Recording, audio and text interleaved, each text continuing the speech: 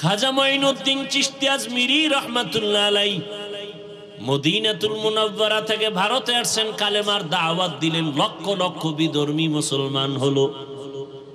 মায়ের সামনে আনন্দ, মা বলে বাবায় আনন্দ কেন? বলে লক্ষ লক্ষ বিধর্মী মুসলমান।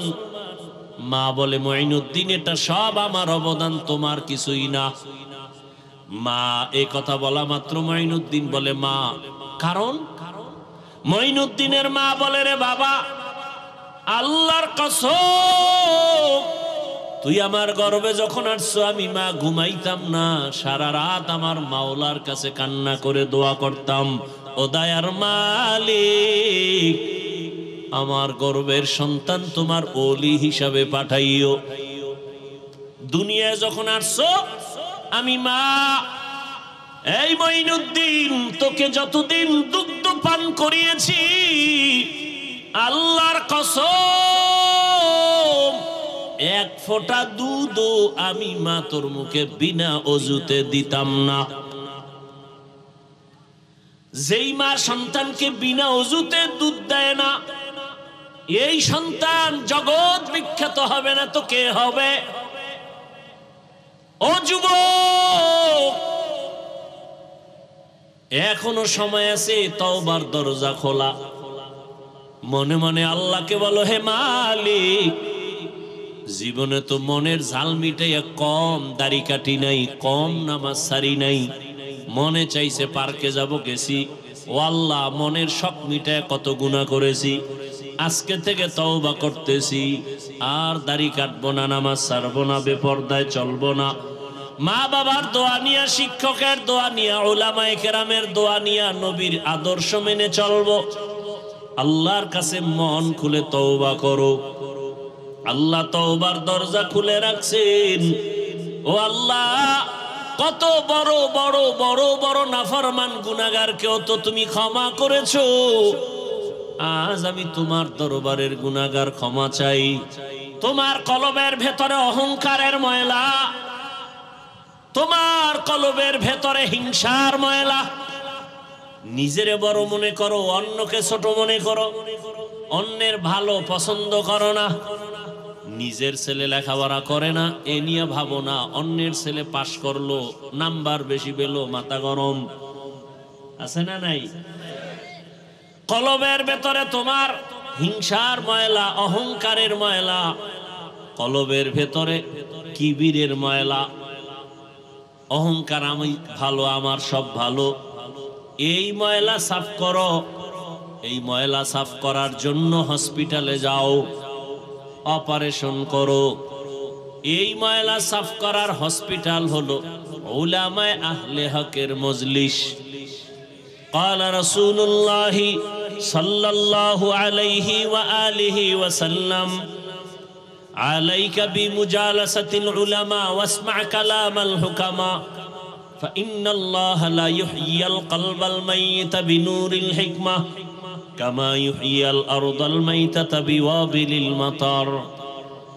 লুকমান হাকিম তার সন্তানকে উপদেশ দিতেছেন, রহমতের নবী সেই কথাটা সাহাবায়ে কেরামদেরকে রিপিট করতেছেন।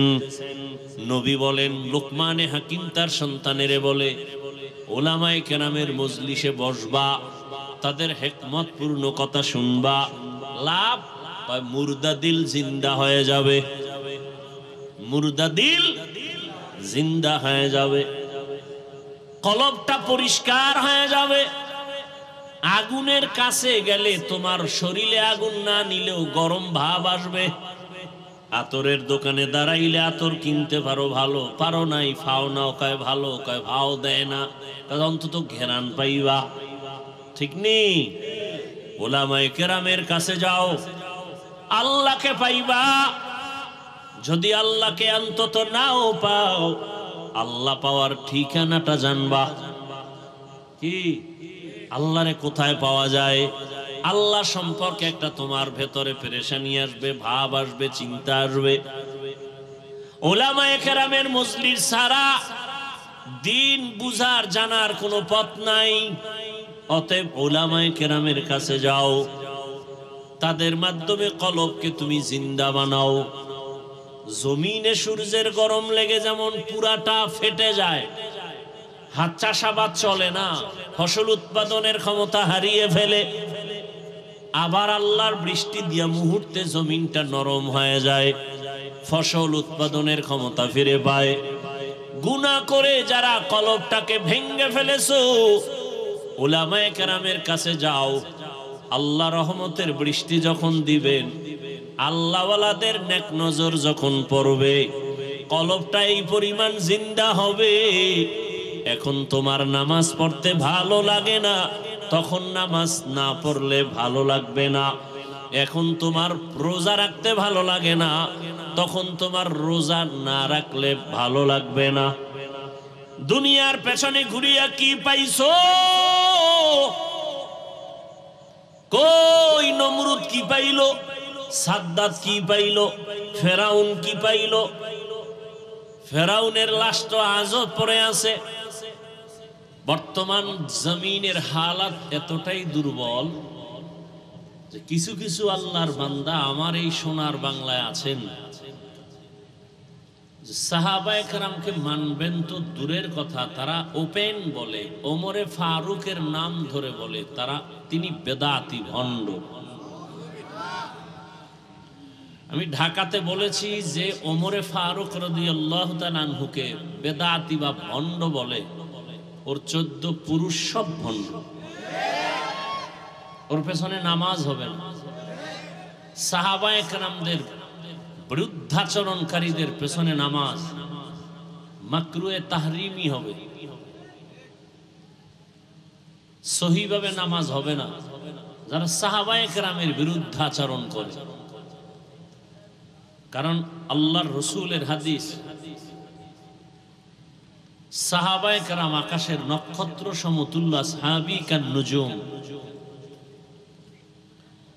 তো যে কথাটা বলতেছিলাম, আধিক্যতাই সফলতার কারণ নয়, সফলতার কারণ ইখলাস, তাকওয়া। আল্লাহ আমাদের বুঝার তৌফিক দান করেন। বয়ান আপনারা শুনবেন, পরিবেশের প্রয়োজন, তারপরও বৃষ্টির মধ্যে আপনারা কষ্টকে উপেক্ষা করে দাঁড়িয়ে আছেন।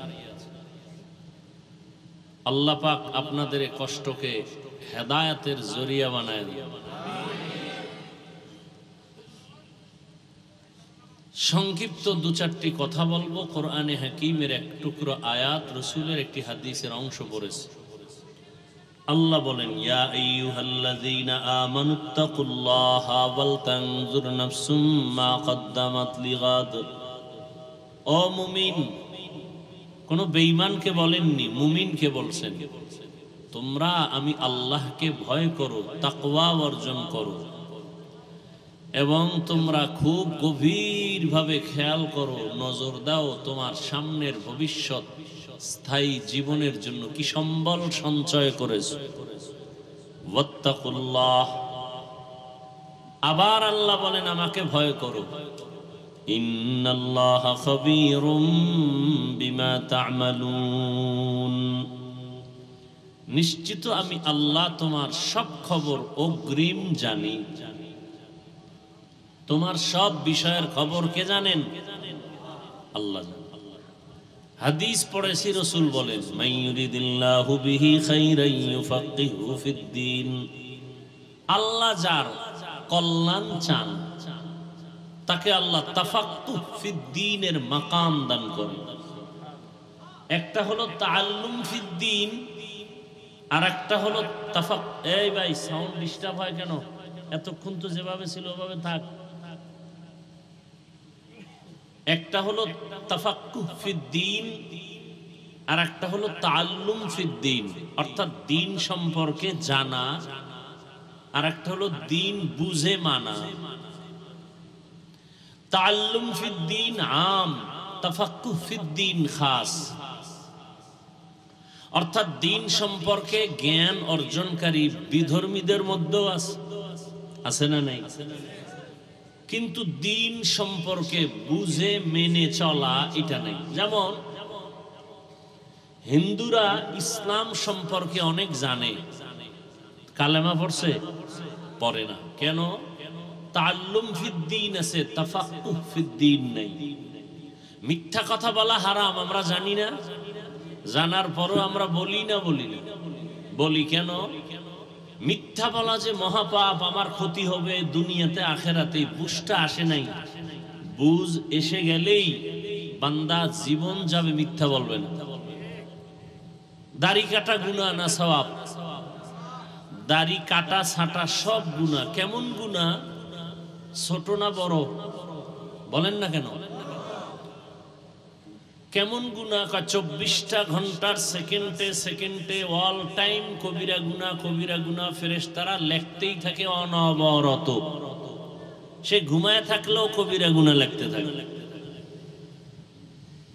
এটা আমরা জানি, মানি না কেন? কাজে দাড়ি কাটলে আমার দুনিয়াতেই অনেক ক্ষতি হবে, আখেরাতেও ক্ষতি তো আছে। এ বুঝটা আসে নাই। বুঝ যখন এসে যাবে তখন জেনারেল লাইনের মানুষটাও দাড়ি রেখে দিবে। জেনারেল লাইনে এরকম দাড়িওয়ালা নাই? এ যুবকরা কও, তোমার মতো যুবক স্কুল কলেজে পড়ে দাড়িওয়ালা নাই? মিথ্যা বলার দরকার নাই, সত্যটাই বলো।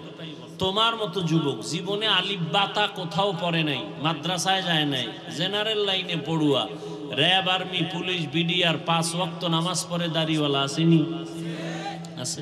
রাস্তায় গাড়ি চালায়, জমিনে কাজ করে, নদীর মধ্যে কাজ করে, কর্মচারী, ডাক্তার, প্রফেসর, ইঞ্জিনিয়ার, 5 ওয়াক্ত নামাজ পড়ে দাড়িওয়ালা অভাব নেই।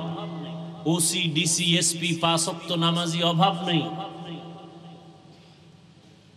তুমি পারো না কেন? এত বয়ান শোনার পরেও তোমার মধ্যে সহি বুঝ আসে নাই। এই বুঝটা তৈরি করার জন্যই ওয়াজের আয়োজন, আর কিছু না। আমরা নতুন কোনো বয়ান করব না, বয়ান পুরান্ডি। মাকাসাদ হলো বুঝ আসুক। বুঝটা এসে গেলেই আজকে নামাজ পড়তে ভালো লাগে না, বুঝ আসলে নামাজ ছাড়তে ভালো লাগবে না।